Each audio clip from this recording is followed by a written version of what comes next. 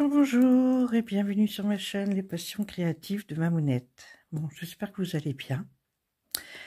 Moi, ça va. Vous voyez, je n'ai plus mon attelle, enfin mon attelle, c'était pas vraiment une attelle, mais c'est quelque chose que je mets quand j'ai trop mal à mon pouce. Oui, parce que j'ai une tendinite au pouce. Faut le faire quand même. Hein. Bon, on n'est pas là pour ça. Je fais une seconde vidéo sur la préparation d'un projet au point compté, comme j'ai fait la première l'autre jour concernant le salle folklorique. Parce que j'ai eu plusieurs questions qui m'ont été posées, pas sous la vidéo, mais par Messenger, parce que comme j'ai déjà dit, je fais partie du groupe d'Edith à vos aiguilles, broderie, tricot, crochet, couture.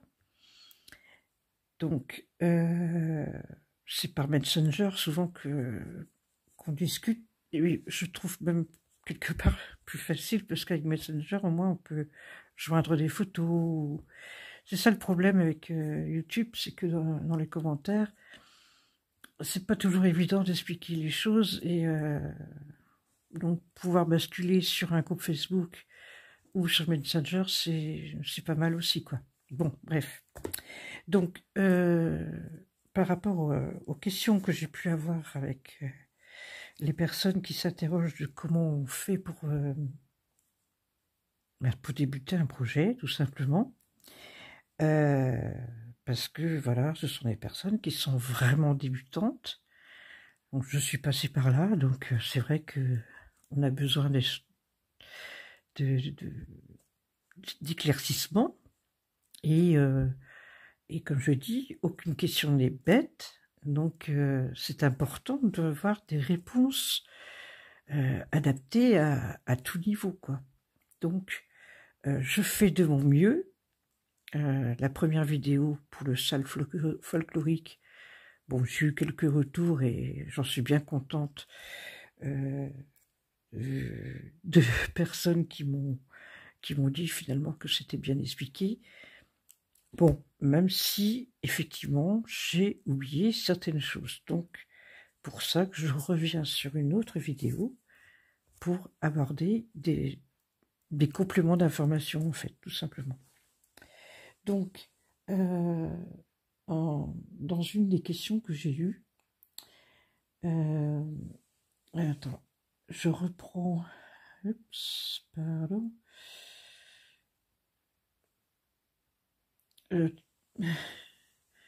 ma flûte, voilà, c'est bon, c'est ça. Donc,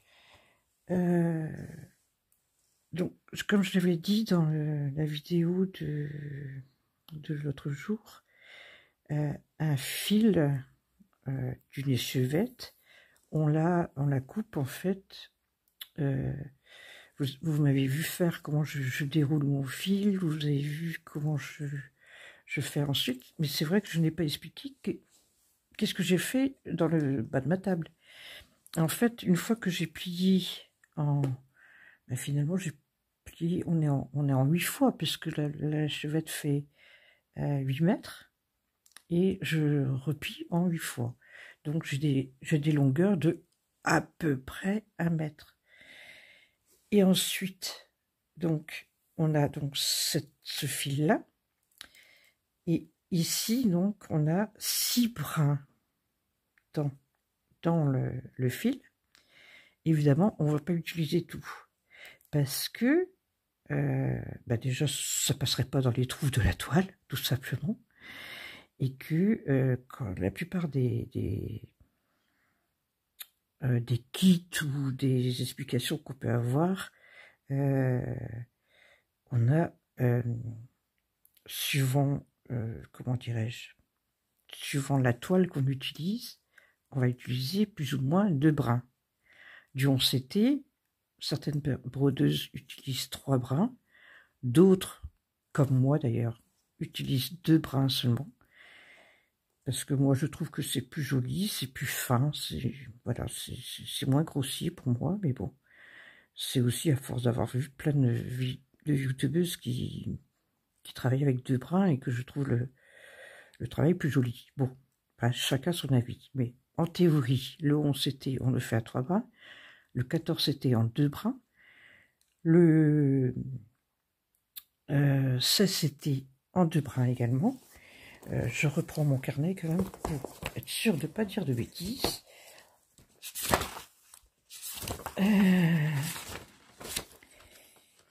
Voilà, donc j'ai dit donc le 16 CT, donc qui correspond à un 6,2 ou 4, 6,4 je crois. Ça peut être 2 bras, comme ça peut être un brin. Après le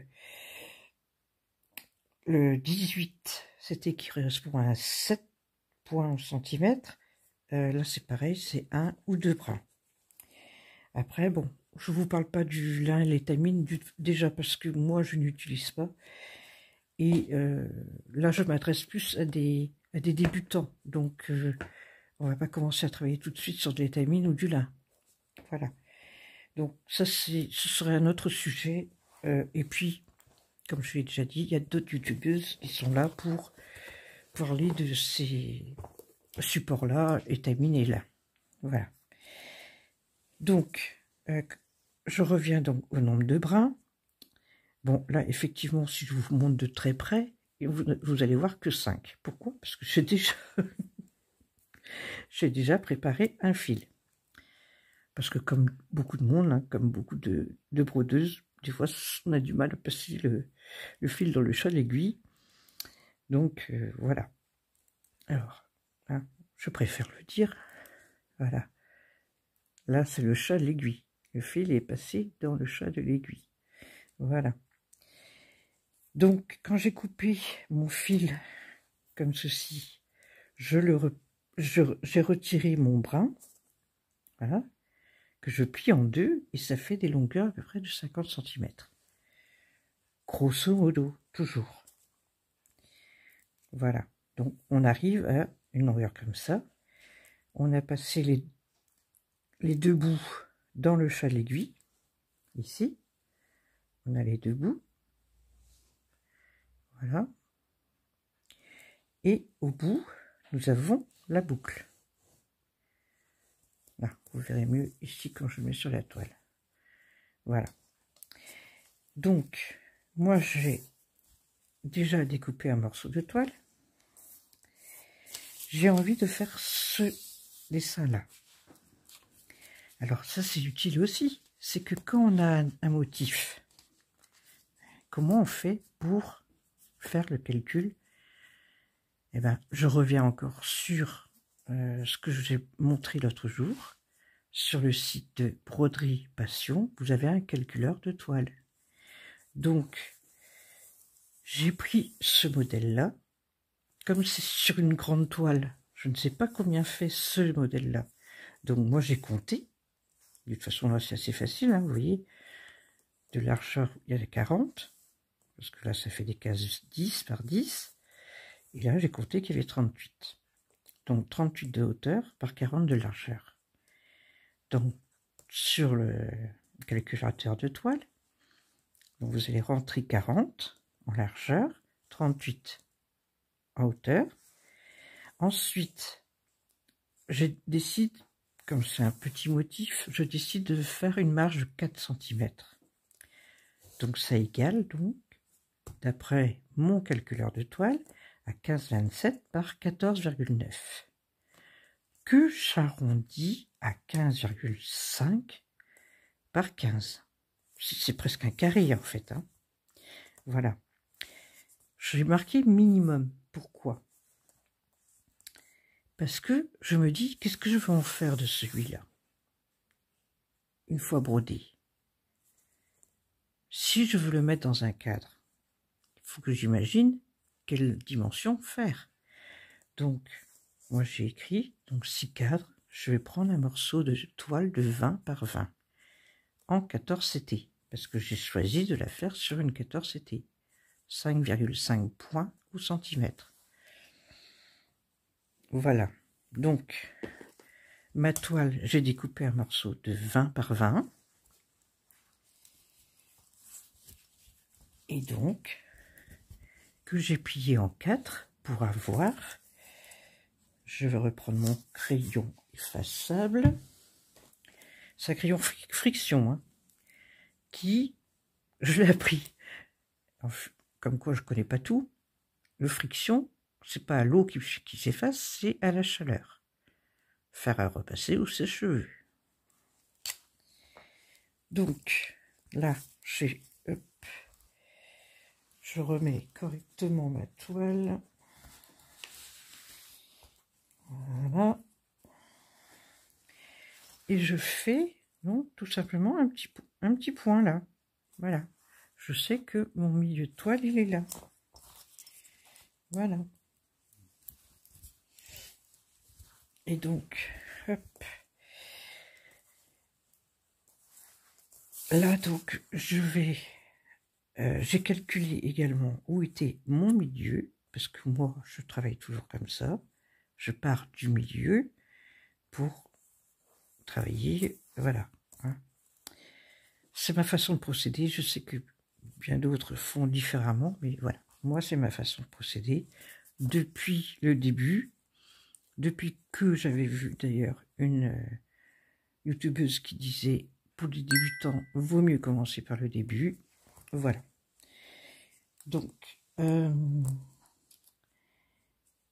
alors, doit-on toujours dédoubler le fil? Oui. Parce que justement, comme je l'ai expliqué, on a donc un certain nombre de brins à utiliser pour que ça fasse une jolie broderie. Donc 14 CT, je répète, 2 brins. Voilà, donc la question, je l'ai répondu. Quand tu prépares ton échevette, combien de fois la replies-tu? Donc, pour moi, c'est replié en 4 fois, ça fait donc 8 longueurs, et que je replie en 2 une fois que j'ai récupéré un brin, ça me fait à peu près une longueur de 50 cm.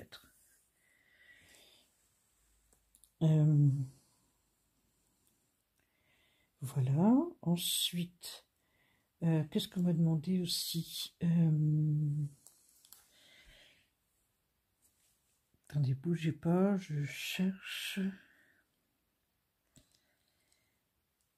Donc, oui, donc, oui, finalement, quelque part, j'ai aussi répondu à ça. C'est justement, on part d'un projet où on n'a pas forcément les indications, comme sur le sal folklorique, où on avait une feuille qui nous disait, attendez, je vais simplement l'attraper, ce sera bien plus simple.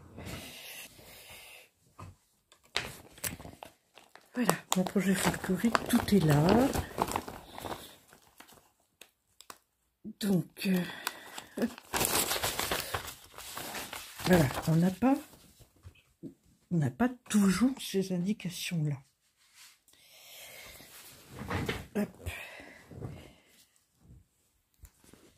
Voilà, on n'a pas toujours ces indications-là. Il suffit qu'on trouve un modèle sur Internet, qu'on trouve un modèle sur un livre,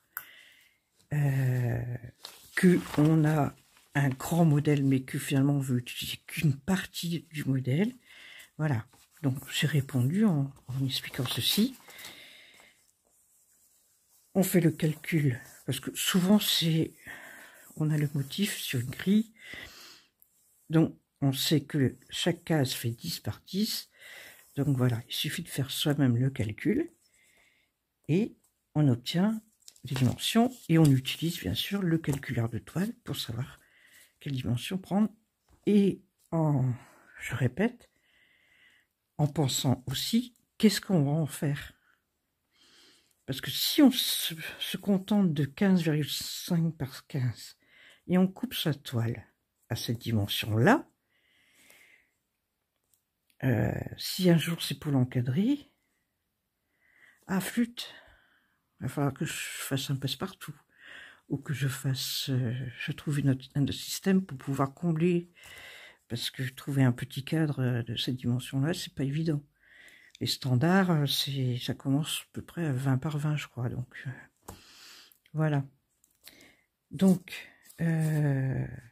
ceci, ben, pour ça, je pense que c'est à peu près ce qui manquait dans dans ma vidéo. Je vais montrer donc comment je démarre, parce que ça, on m'a demandé aussi. Donc voilà, je prends ma toile. Voilà.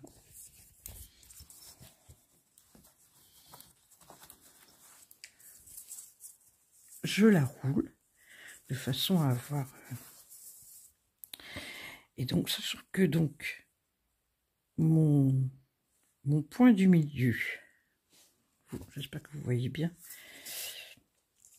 Est-ce qu'il faudrait que je zoome ou pas?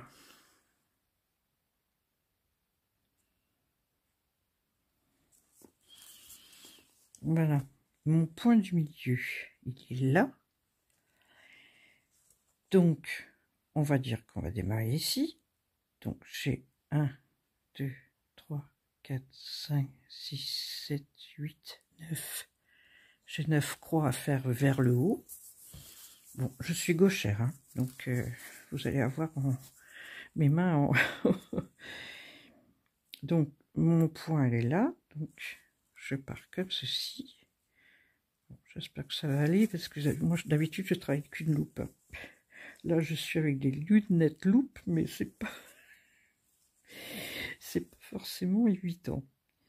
Donc, alors oui, pardon, j'ai peut-être été un petit peu rapide là, pour vous montrer. Je recommence. Hop. Donc, je travaille par le dessus, je passe mon aiguille de pied, comme ceci, en bas à gauche, dans le trou d'en haut à droite. Voilà, je tire, je tire, je tire. Et hop, là, je passe mon aiguille dans la boucle qui est là. Hop. Et je tire. Voilà. Ensuite, je reprends ici, dans le trou du bas à gauche, et je monte dans celui du haut à gauche. Voilà. Et là, ce que je fais aussi, c'est que je prends mon fil et je le fais travailler un petit peu pour qu'on ne voit pas voilà, il n'y a rien qui gêne ici. Voilà. Pour qu'en fait, ça c'est derrière. Ça passe derrière. Voilà. Et ensuite, je prends en bas à droite, je monte au point du dessus, en haut à droite, et je tire. Et là, voilà comment je fais. Bon, là, je vous montre en faisant point par point.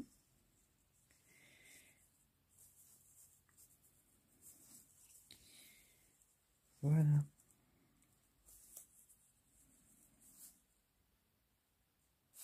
Il faut faire attention de bien prendre dans les trous de la toile, parce qu'il peut arriver qu'on veut aller trop vite, et puis du coup, on pique. Vous voyez, ici, à côté du trou. Donc, ça fait pas des jolis points. Donc, vous voyez, là, je suis bien dans le trou. Après, si c'est pas, je n'ai pas assez zoomé, moi, pour vous montrer, vous savez que vous avez une fonction sur YouTube de pouvoir zoomer aussi. Hein. Il suffit de faire comme vous faites sur votre téléphone, avec les deux doigts, vous l'écartez, et vous voyez, ça zoome aussi.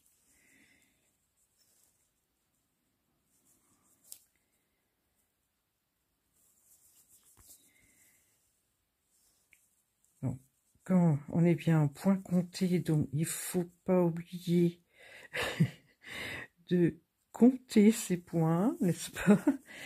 Parce que des fois on est dans notre lancée, et on y va, et puis finalement on en fait trop, ou on s'arrête avant d'avoir fini, enfin il manque un point, enfin voilà. Donc c'est très important de compter ses points.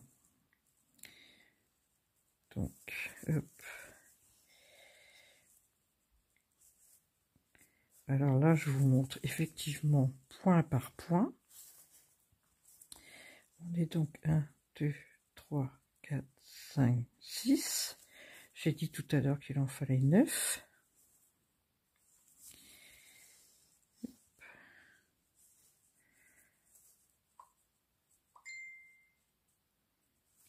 Après, si vous voulez autrement, je vais vous montrer aussi autre chose. C'est qu'on peut faire aussi en ligne. Bon, là, je vous ai montré combien j'ai fait en plus là. 1, 2, 3, 4, 5, 6, 7, 8 et 9. Oups, pardon.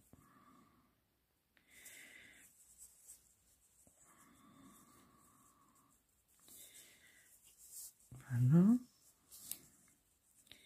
On est arrivé à 9. Alors, donc, je vais recompter pour être sûr. Ça, c'est important aussi, hein, même sur votre modèle, recompter. Hein. Alors, 1, 2, 3, 4, 5, 6, 7, 8, 9. Je suis arrivé là. Donc, j'en ai 2 autres à faire à côté. Là, je vous montre, je n'aurais pas travaillé comme ça, mais c'est pour vous. Quoi que je vais. Non, je vais faire autre. Donc, je suis arrivé là.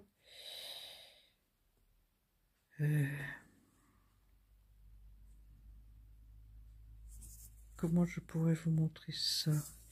Oui, je peux faire autrement. C'est-à-dire que, en admettant hein, que on doit aller sur le côté. Voilà. Donc, je viens hop, dans le point d'à côté. Oui, il est là, mon aiguille est là. C'est marrant parce que je regarde que mon fil, il fait orange dans la caméra alors qu'il est rouge. C'est le 666. Je fais exprès de prendre le fil recommandé dans ce modèle. Voilà. Alors, je vais remonter.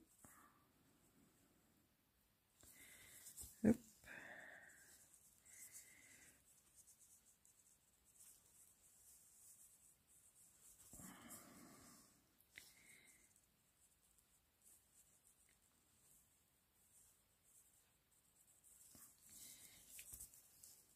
Voilà, donc en fait, ce que j'ai fait, c'est que j'ai fait cette ligne-là. Voilà, j'ai fait ça, j'ai fait le point d'à côté, et là, j'ai fait le point aussi qui est là. Est-ce que vous voyez bien? Voilà, donc là, je vais partir en faire encore un point là, et je vais faire ça, pour vous montrer comment je fais quand je travaille en ligne.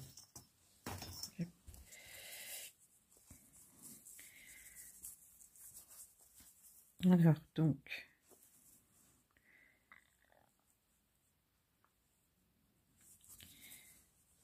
voilà.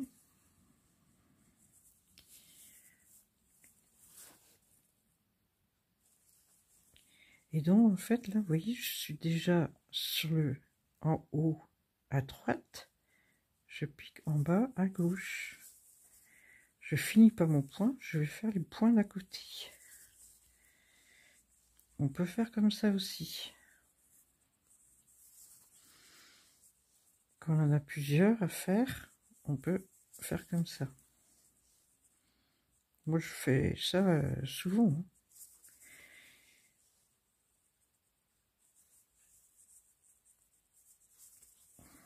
Après, tout dépend de quel fil on utilise aussi. Parce que, évidemment, si on utilise un fil, je vous montre de près, hein, comme ça au moins vous voyez. Voilà. Si, oui, qu'est-ce que j'allais dire? Pardon. Voilà, je sais plus, j'ai perdu le fil. C'est le cas de le dire. Si, je sais plus. Je sais plus ce que je voulais dire. Bon, oui, bon, je vais peut-être pas aller trop loin non plus, parce que j'ai pas compté combien il y avait besoin. Alors, donc, 1, 2, 3, 4, 5, 6, 7, 8, 9, 10, 11. J'en ai 11 à faire sur la longueur. Alors, 1, 2, 3, 4, 5, 6, 7, 8, 9, 10. Ah bah, vous voyez, j'ai bien fait de compter parce que je suis arrivé au dernier là. Oui, ça y est, j'ai retrouvé ce que je voulais dire. Tout dépend du fil qu'on utilise, parce que dans certaines broderies, vous pouvez avoir envie d'utiliser des fils spéciaux. Ce que je veux dire en fils spéciaux, c'est les fils variations, les fils nuancés, les fils multicolores ou bicolores, ou enfin, quels qu'ils soient, mais voilà. Avec ces fils-là, par contre, vous ne pourrez pas faire de ligne. Il faudra absolument faire tout point par point. Parce que sinon, si c'est des nuancés, ben la nuance, vous la verrez pas. Si c'est des bicolores, ben, ce sera pas terrible non plus. Si c'est j'ai dit donc nuancés, variations, c'est pareil. Et puis, moi j'en ai pas non plus, hein, mais il y a aussi des fils teintés main. Et qui ont donc naturellement justement des variations de teintes. Donc si vous ne les utilisez pas point par point, ça va pas rendre justice au fil, quoi. Bon, désolé, hein, il y a des notifications, j'ai oublié de les couper.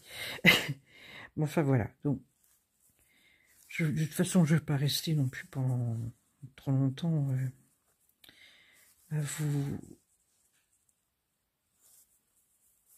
montrer plus, parce que voilà, il n'aura pas forcément nécessité de voir plus de choses, quoi. Après, c'est vrai que vous pouvez aussi décider de partir vers le bas, par exemple. Là, je vais... Hein, parce que là, donc, je suis arrivé...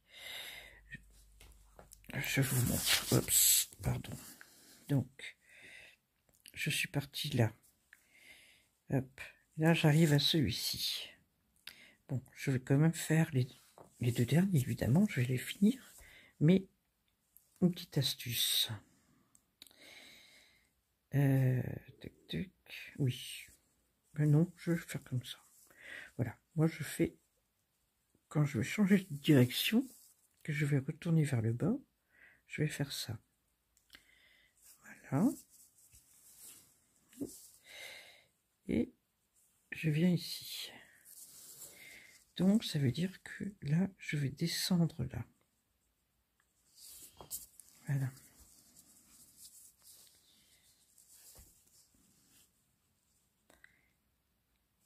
Donc, là, c'est pareil. Je peux décider de vouloir faire en ligne. Bon, t'es une pipelette, hein, Claudie, là.